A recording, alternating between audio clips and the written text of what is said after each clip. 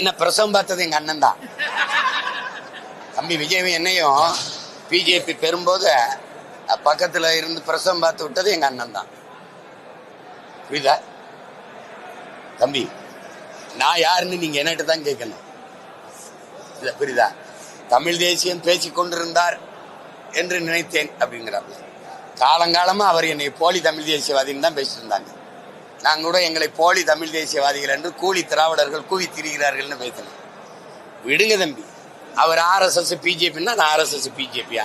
அவன் என்னை கிறிஸ்தவன்பா, இஸ்லாமிய கைக்கூலிம்பா, கிறிஸ்தவ கைக்கூலிம்பா, அவன் இந்துக்களுக்கு எதிரிம்பா, நீ என்ன இந்து அந்த RSS கைக்கூலிம்பா.